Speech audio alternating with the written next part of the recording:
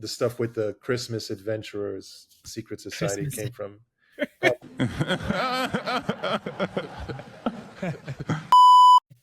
Today we're going to be talking about one batter after another.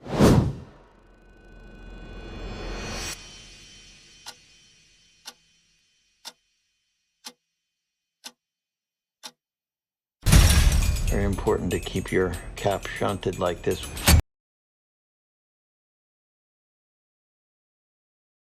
Barbara, did you like this film? Because I personally did not. I personally did not like the film either. Yeah, well, let's talk through that, right? Because I think there was a lot of great things that we had to say about Conclave. That was a great video. So thank you so much. But this time around, with one batter after another, it doesn't seem like we were very happy with this film. Mm-hmm. I, off the bat, felt like the film was really good in terms of like, I would say in terms of like shots, those were great. If there's something that Paul Thomas Anderson does really well, is that it's like he can definitely create these amazing shots, these amazing visuals, really intense scenes that we noticed in with the chase scene on the road. I thought that was really good.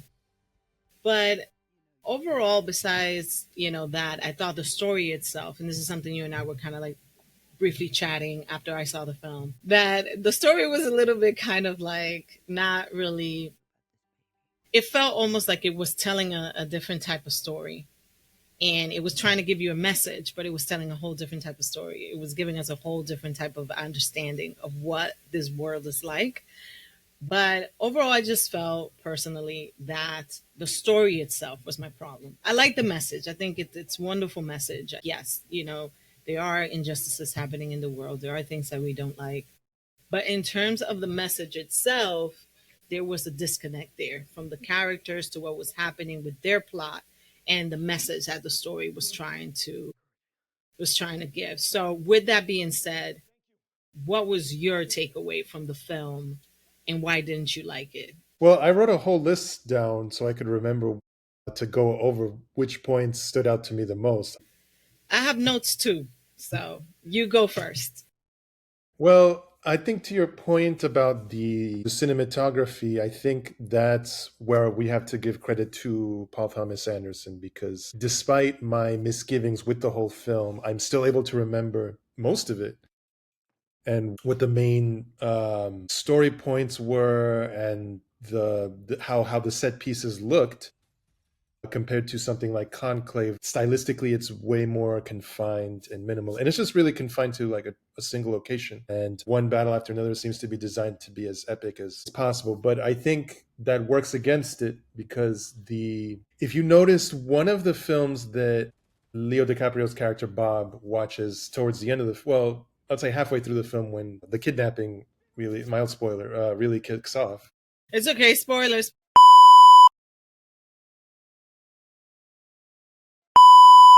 Yeah.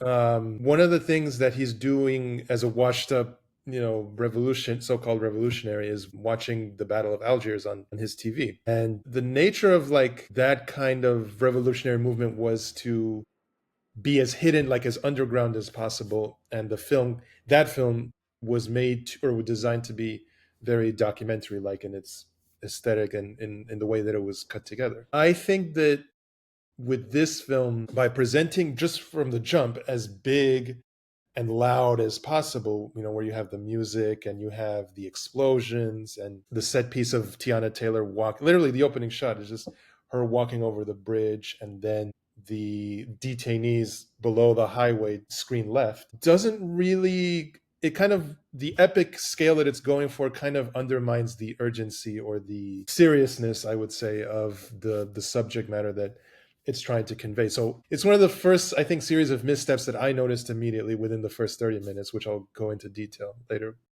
about the message versus the approach. So it kind of becomes a tug of war between, are you trying to show the epic scale of a potential revolution, or are you more focused on that, or do you also want to show how the government cracks down on a vulnerable population, which in this case, even Yeah. though it's never specified, in this case it seems to be, or it's alluding to be, immigrants or political prisoners. It's never specified and they remain nameless, but the focus from the beginning is here's this cool band, like ragtag band of activists who turn revolutionaries who aren't afraid to resort to violence to, I guess, and again, that's with the like what are their aims, what are their goals? Like, I guess their aim is to liberate prisoners from these camps that are Yeah, set up by an entity similar to ICE. It's never really yeah, thought out well thought out and explained to both the characters and the audience. yeah, yeah, yeah. I think you made some really good points here as to like, because I wanted to touch on that, right? Like, what was the message here? And I said that briefly earlier, but my thing with it, and you were just, kind of alluding to that, is kind of like, what exactly? Why do you want to liberate these people? Why What is the French 75 really about? exactly? What is it really about? Like, it's a 3 hour film. I just want to let anybody that's listening right now. This is close to a 3 hour film. I think it's like 2 hour and 49 Yeah, I minutes. think it's as long as film, but I wouldn't say 3 hours. I would say Not it's a like full 2 hours three and hour, but 40. we're doing like if you were to round up, this is a 3 hour film, which Let is, me see. I think it's like, I don't know. Anyways, the point is the film is pretty long. It's not like an hour and 30 Yeah, minutes. It's yeah, not, it's close to 3 hours. And if you're going to make a film this long, you had time to develop the history behind the French 75, to develop these characters' motivation a little bit more clearly. You're leaving the motivation to just the world building, but you're not necessarily allowing your characters to convey to us, based on this world that you're living, why do you feel like you need to be a part of this? There was another moment, you mentioned him watching the Battle of Algiers on TV or whatever, to try to give context, right, to these characters. But with Teyana Taylor, what was it that they said? They were like, oh, she comes from a line of revolutionaries. And I'm like, so then why didn't you show me her sitting in front of maybe her dad in the 70s giving a speech, and it was recorded and the family has that footage. And since she was little, that's all she was seeing because she was so inspired by the sacrifice that her father made or something like that for Black people to have rights, and maybe he was part of the Black Panther movement. I don't know, bring something technically realistic, which is real, bring them into this world too, like, you know what I mean? Was her parents part of the Black Panther movement? If they were, show me her being a little kid just watching that, just being influenced by this. you know there was just so much things that they could have done to, in my opinion, to make these characters convey a little bit more, so that we, the audience, can then say, yes, absolutely, that was what happened to you, I get it. yeah. All of what you outlined and what I touched on, I think is just a consequence of the screenplay not really being as tight as it could be for a 162-minute movie, which is surprising because I mean, and I think personally, for as much of an as long as the story is and as the film is, I think the issues that we have with the characters kind of points to this having the weakest character. Like I put this in my notes too. I think it unfortunately has the weakest character development and of PTA's films, which is ironic considering how strong and how three-dimensional the characters in his earlier films like The Master or There Will Be Blood, which are And my two Boogie favorite. Nights too, which is also talking about the porn industry. Mm-hmm. And that was also, yeah, and that knew how to spend time with his characters for like 2.5 hours, and you felt like you knew them, like the family unit that they built by the end. Hmm. But with this, like I said, like in my first takeaway as soon as I left, or while I was watching it, and as soon as I left the theater, was that the first 30 minutes really came across like a millionaire or like an upper class artist's depiction of what he thinks Antifa is all about. The shade of it all. I see your point. Can you it's Like funny because I with the had hooded something about that. masks and like breaking into restricted areas Nice. and then causing mayhem and like making manifestos and threatening the or leaving a message behind with the armed forces, or even like assaulting one of the, some law enforcement figure. That part, I was like, okay, this, it really feels like it's someone that's not on the ground trying to make the audience feel what it's like to be on the ground. It's not coming from someone who did the research. It's not coming from someone who has personal experience in that kind of environment. You're goddamn right. So it doesn't feel authentic. It just felt to me like this is what, I don't know, Jimmy Kimmel or one of these Hollywood celebrities thinks it is that nameless, faceless people in mass do to start revolutionary activity.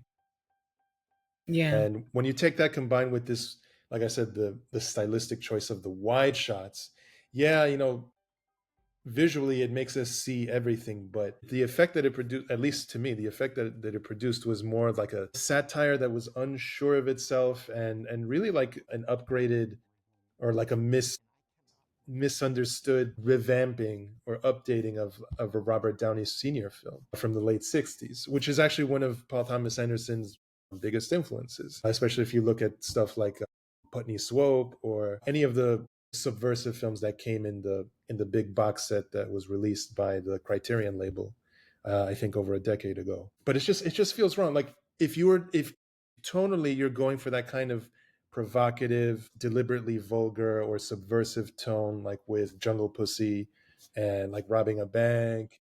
Actually, I thought she was a more interesting character than Teyana And she's Taylor. actually, her actual name, and her artist name, Yeah, her artist in name is real life Jungle is Pussy. Jungle Pussy. Yeah. And if you're going to do that, but be present, like make the characters as provocative or vulgar as possible, that's where the screenplay needs to be more fully developed. That's where the screenplay really needs another pass to make sure that everything is ironed out and that you understand what the purpose behind all of it is. Because otherwise, it's just 30 minutes of like humiliating Sean Penn, the activists getting together, and what you end up with is quirky characters, and I put this in my notes too, like no real character arcs, but just quirky There were contradictions some that were interesting and we didn't get anything from them. Jungle from Pussy it. was one of them. Regina Hall's character was one of them. The guy that they caught towards the end that also ended up, you know, giving away Leonardo DiCaprio and his daughter's whereabouts. And Yeah, yeah, the guy with the the white glasses, guy. the one that, that did this whole that kind of crafted this new identity for them so that they Mm-hmm. can, be in hiding and live technically normal lives, Mm-hmm. and because Teyana Taylor's characters, another spoiler, gives everybody away for no reason. Right. For no reason besides the fact that she was going to end up in jail and most likely get killed. Sure, why not? But that's the whole point, right? Like, that's the sacrifice. Well, that's the thing. That's the So curveball. who's making sacrifices here if everybody's just giving each other away? The people that died, in my opinion, I felt more attached to them when the movie was ended because I felt bad why they died and how they were killed.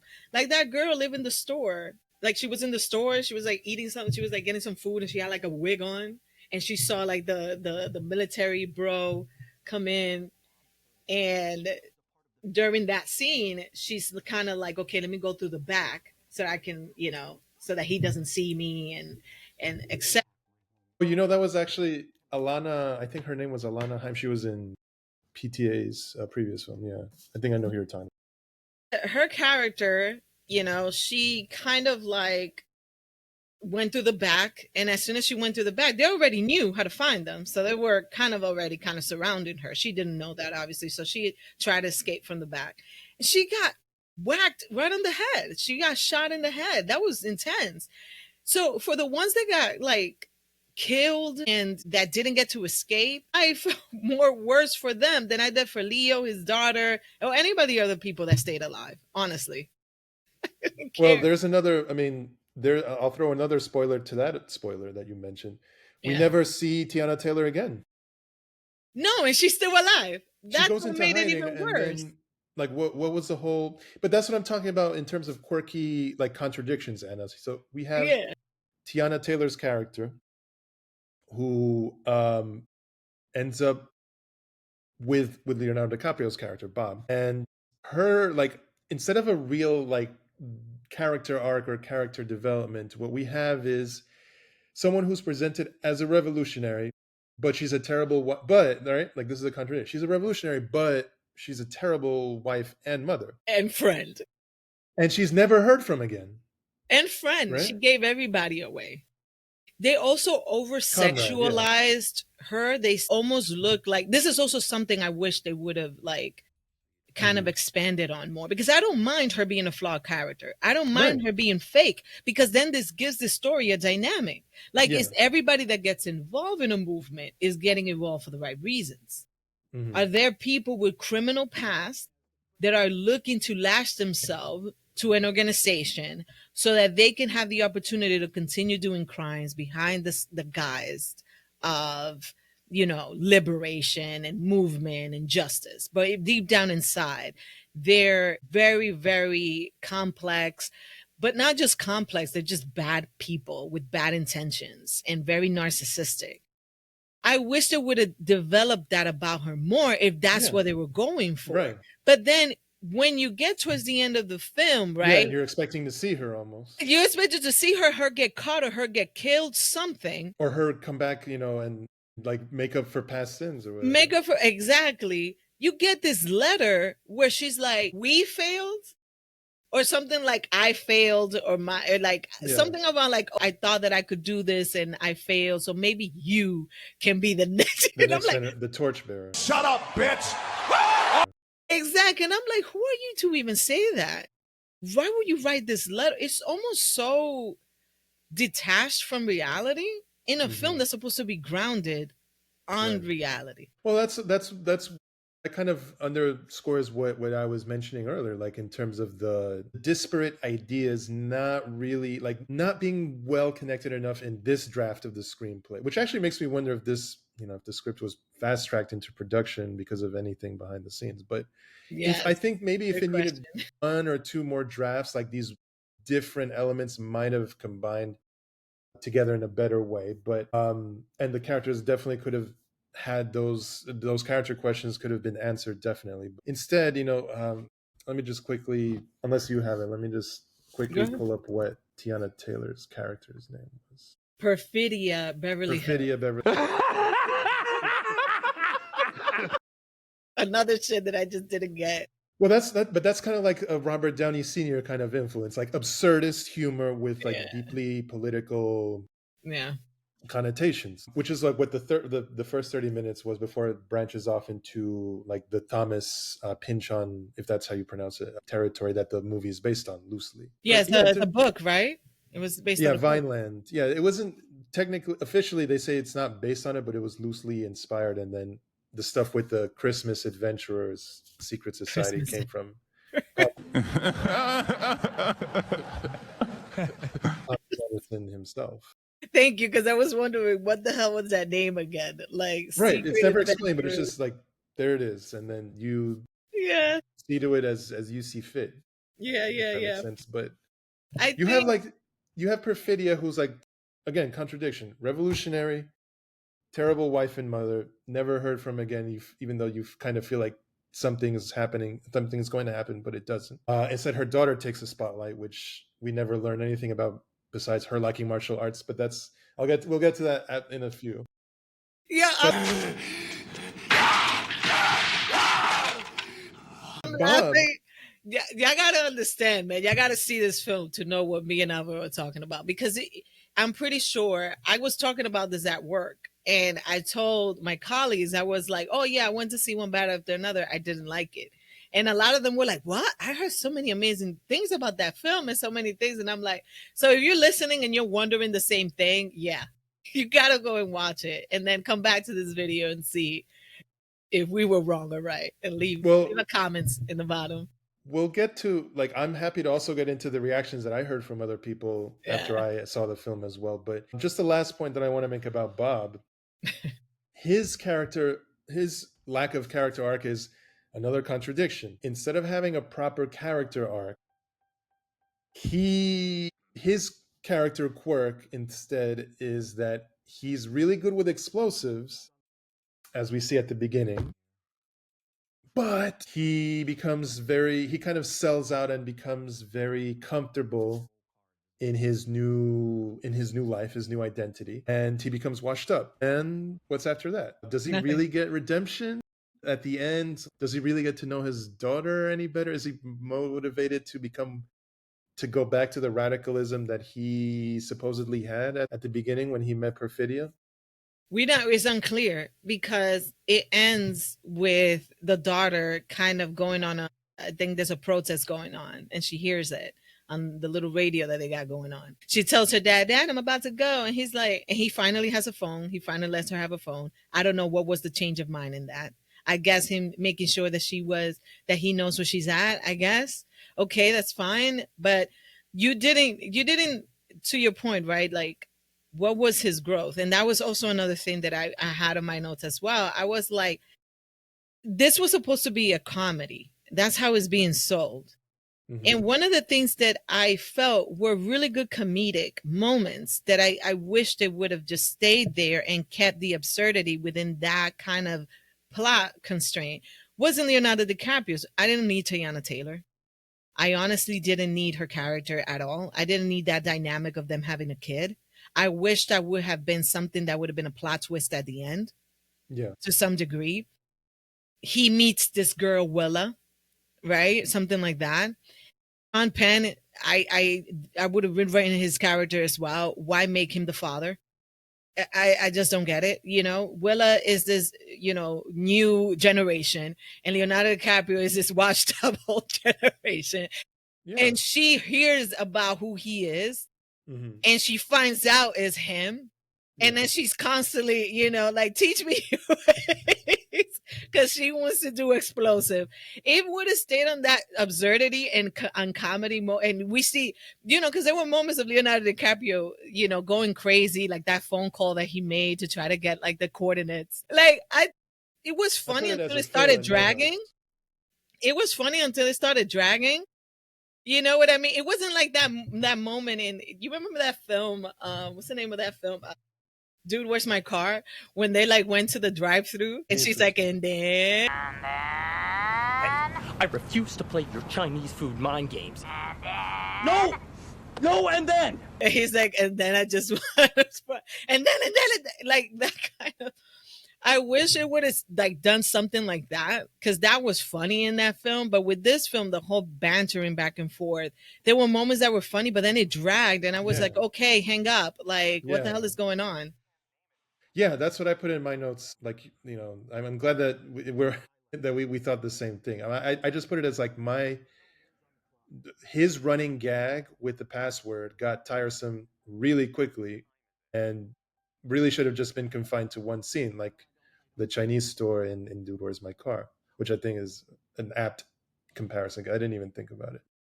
But that's like, it's almost like that's his character arc. Oh, he's just going to be on the phone with the customer service hotline of a underground revolutionary group. And like Benicio del Toro and Sean Penn are like running with their character time. They're running circles around him.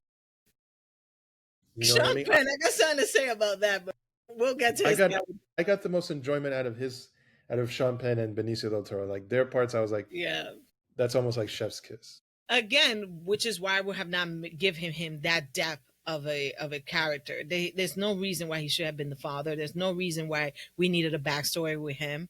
It's okay to keep him as like the loser that wants to join this like Christmas industry. What was the name? The Christmas Adventurers. Yeah, Adventurers group. That's fine. Keeping that gag going. That's actually was really funny because he does kind of come across as like, kind of lame. Eager to please. Compared to these people. So I didn't mind that. I also like the Benicio del Toro character too. I wish he would have been the guy the bridge between them both, kind of like the supporting actor. Yeah. Like we didn't need Regina Hall that much either, although I felt like she kind of showed more vulnerability than everybody else there. Yeah. I don't know. I have way more like comparisons. You thought that Dude With My Car was the only one. I have here Commando. Me too. I forgot for what reason I thought of Commando as well, but I guess because of that father-daughter dynamic. Thank you, and the fact that he took on this adventure all on his own, and Leonardo DiCaprio. and then he has to go find them. Exactly. Like he left the military and all of that to raise Yeah. his daughter and whatever the case may be. Then Yeah. he was pulled back because of some reason. Then his daughter gets, you know, he gets pulled back. I saw the movie recently. He gets pulled back because there's this evil character that is on the hunt for him and he's coming for him. So they went to tell him that, but he didn't want to believe them. Then all of a sudden they showed up and that's when they took the Yeah. daughter. But Yeah. anywho, the point is that it reminded me of that because of the daughter dynamic moments, but also because of the absurdity of Leonardo DiCaprio. And also how it's not that he went after the entire military. It's just that the way he went after his daughter, it was almost like he was, you know, he had this elaborate plan, but in reality he had nothing going. Like it was almost by chance that everything happened. Yeah. Exactly.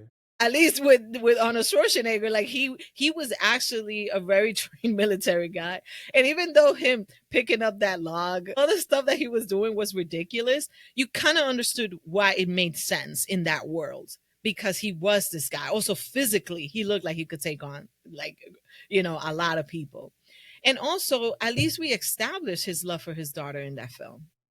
Like you saw how much he loved her, and I can't believe we're talking about Commando in this way No chance. when in reality the film itself is absurdity. It's really just, you know, ridiculous 80s, you know, classic Yeah. action I mean, like, film.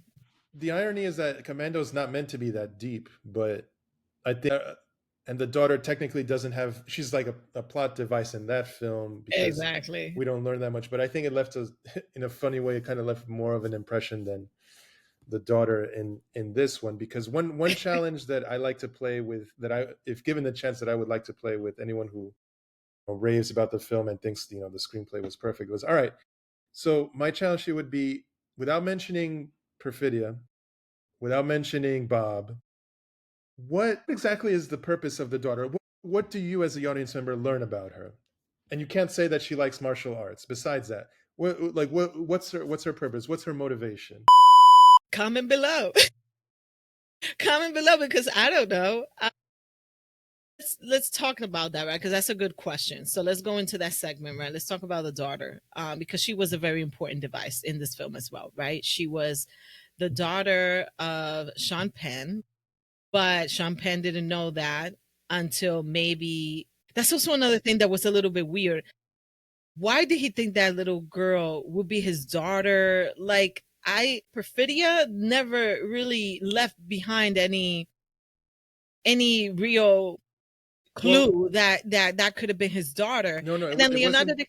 you know, No, it wasn't because of anything she did. It's because there was a scene where he's not in it, but the secret society, when they contract the hitman, they okay, say that they're doing it because they heard of a rumor, the rumor that Sean Penn's character uh, had a sexual encounter with Perfidia, which they show in the film, like they do. It's like a right. humiliation kink that he has. But the rumor is that that sexual encounter produced a child that there, which is the daughter of, it's implied to be the daughter of No, DiCaprio and Tiana. that's later. That's That's what I'm later. That's saying. happening. Like what I'm trying to. Okay, so you got a point there, but this goes back to why I think every character in this film is just so horrible. So now I Underdeveloped. remember. Now he found out that that girl might be his daughter because when they apprehended, I can't remember who it was. I think it was Jungle Pussy.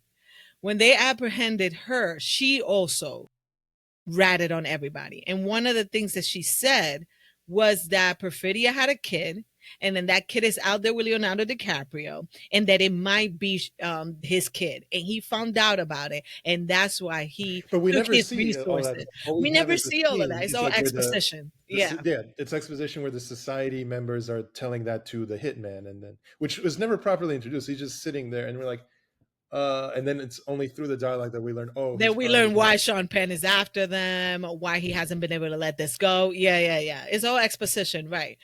And again, a film that's nearly 3 hours, you would think that you could flesh that out a little bit more.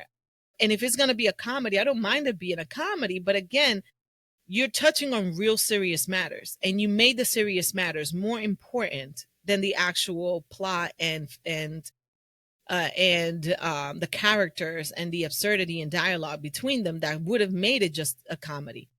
Again, it's okay to have a message, but if you're going to have that message, you got to decide, is it going to be a serious film where it's going to center around this like movement and they're planning something and things Mhm. go bad, and now we learned the hard way a valuable lesson, like how should you organize, what are the things that need to go into play.